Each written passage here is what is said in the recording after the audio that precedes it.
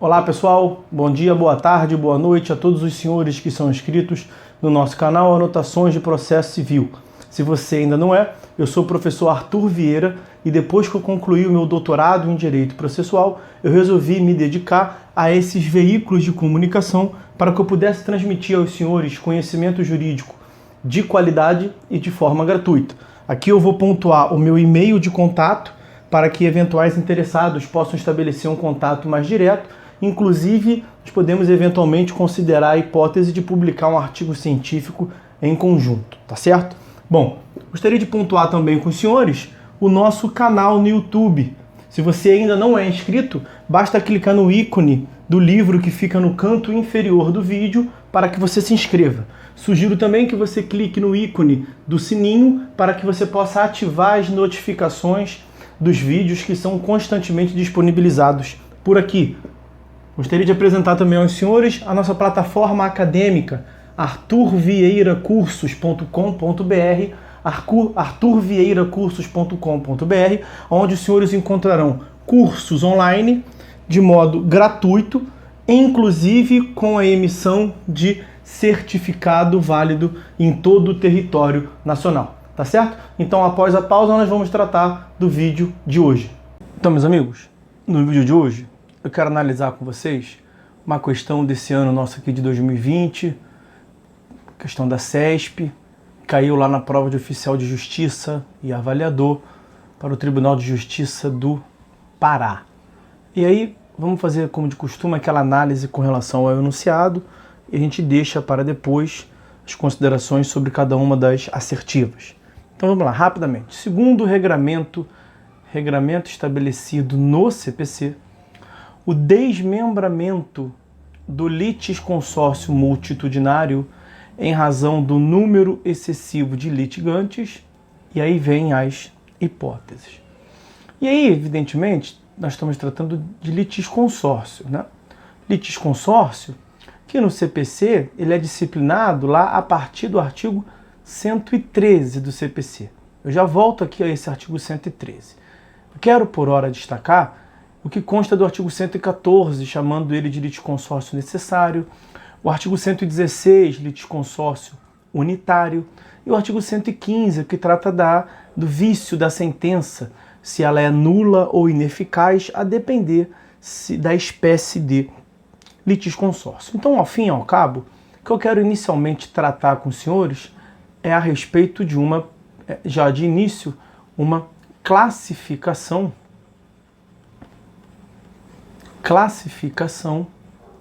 do litisconsórcio. Vai ser importante para resolver a questão. E aí, muito rapidamente, nós temos 4 formas de classificar o litisconsórcio. A primeira delas é quanto ao polo da demanda. Nessa classificação, o litisconsórcio pode ser ativo, passivo ou misto. Ativo, no polo ativo da demanda, passivo, no polo passivo da demanda, misto em ambos os polos da demanda. O litisconsórcio pode ser classificado também quanto ao momento. E aí, quanto ao momento, ele é inicial, desde o início, ou superveniente, ou posterior, quando ele é instaurado em um momento superveniente, após, portanto, a instauração do processo. Uma terceira forma de se classificar é quanto à sua formação. No momento, portanto, inicial, sua formação, ou, de outra forma, quanto à obrigatoriedade em sua formação. E aí, nesse contexto, o litisconsórcio pode ser facultativo ou necessário. E aí, os senhores verão que o artigo 114 trata disso. E uma última forma de se classificar o litisconsórcio é quanto ao julgamento. E no que concerne ao julgamento, o litisconsórcio pode ser simples, hipóteses nas quais cada um dos litisconsórcios pode ser julgado de modo diverso na sentença, ou o litisconsórcio pode ser unitário, que é quando o julgamento deverá ser necessariamente de uma forma unitária para os litisconsórcios. E aí, senhores verão que o 114 trata do litisconsórcio necessário, o 116 trata do litisconsórcio unitário, como nós veremos agora. Artigo 114 do CPC, o litisconsórcio será necessário por duas hipóteses: por disposição de lei ou quando, pela natureza da relação jurídica controvertida, a eficácia da sentença depender da citação de todos que devam ser litisconsortes. Essa natureza aqui é a natureza indivisível. Natureza inscindível da relação jurídica, ou natureza indivisível. Então são duas as hipóteses de necessariedade, por lei ou pela indivisibilidade.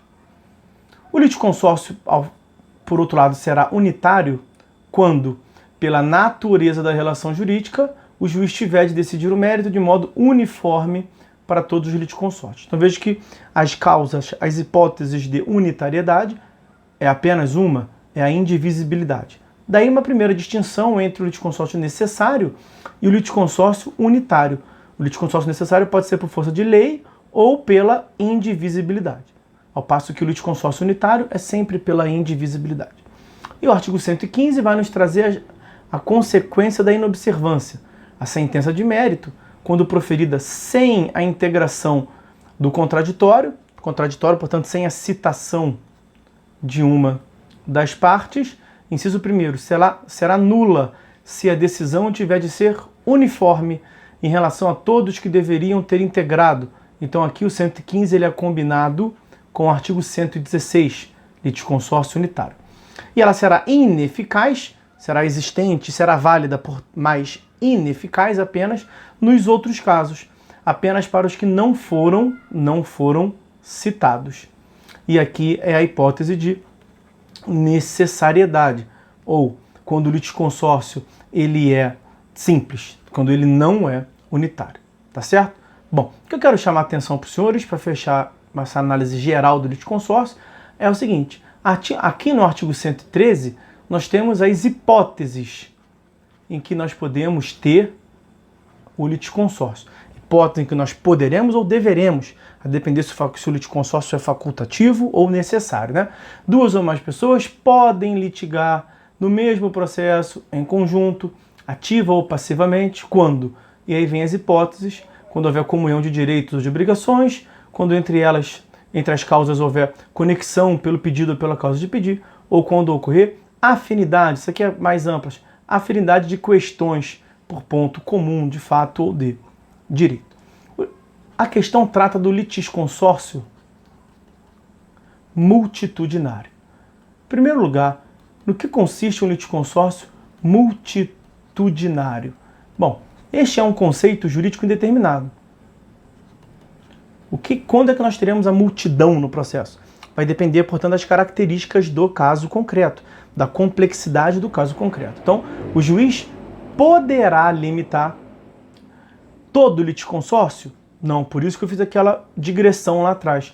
O litisconsórcio facultativo, ou seja, ele não pode limitar se o litisconsórcio for necessário, mas somente se for facultativo. Quanto ao número de litigantes, então ele vai restringir o número de litigantes. Em quais fases? Em qual momento? Qualquer fase.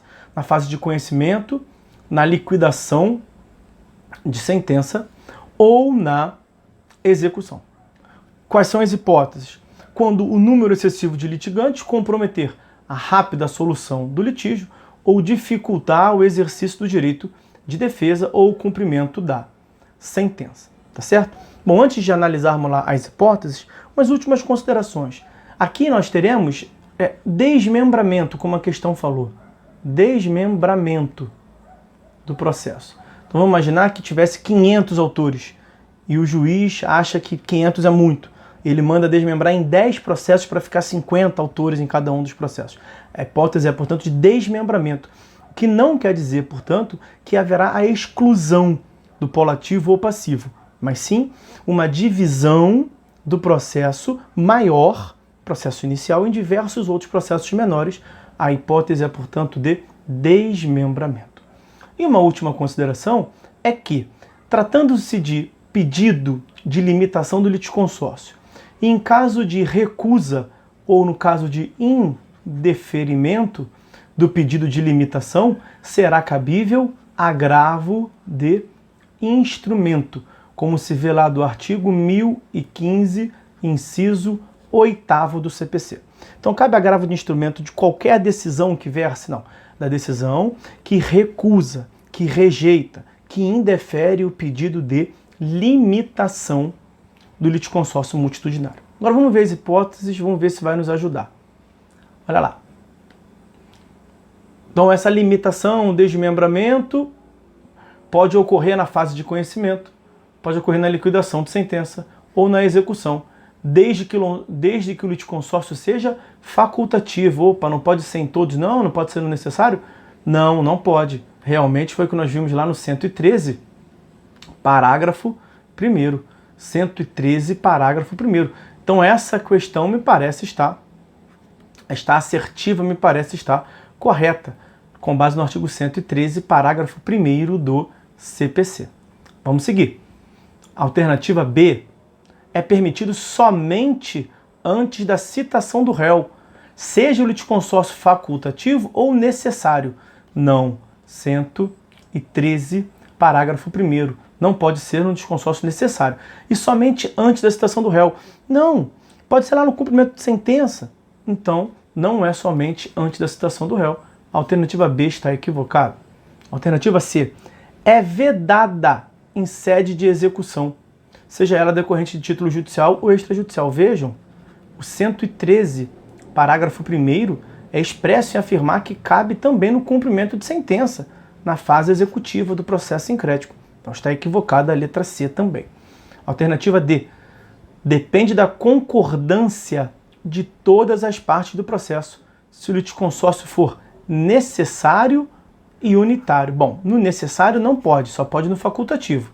113, parágrafo 1º. E a lei não condiciona a concordância. Então a alternativa D também está equivocada. Por fim, a alternativa E, não pode ocorrer antes da liquidação de sentença, se o litisconsórcio for ativo e facultativo. Não, pode ocorrer antes sim, pode ser na fase de conhecimento.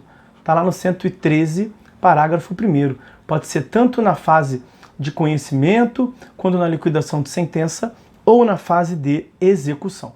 Então, está equivocada a linha E. Veja que ele trata em diversas hipóteses, o examinador, ele traz um montão de classificação aqui, que não tem repercussão nenhuma. Necessário, unitário. O que importa nesse caso era só diferenciar o necessário do facultativo, porque no 113, parágrafo 1º, há uma previsão expressa nesse sentido. Então, o gabarito é mesmo a letra A de avião. Esta é a alternativa correta.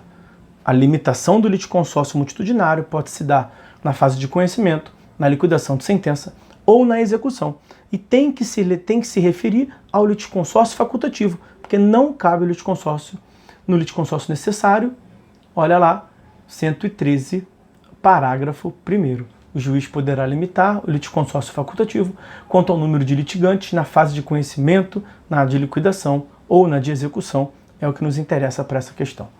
Facultativo, e as fases estão aqui destacadas para os senhores. Tá certo? Bom, então essas eram as considerações sobre a questão e um apanhado geral sobre o litisconsórcio que eu queria ver com os senhores hoje.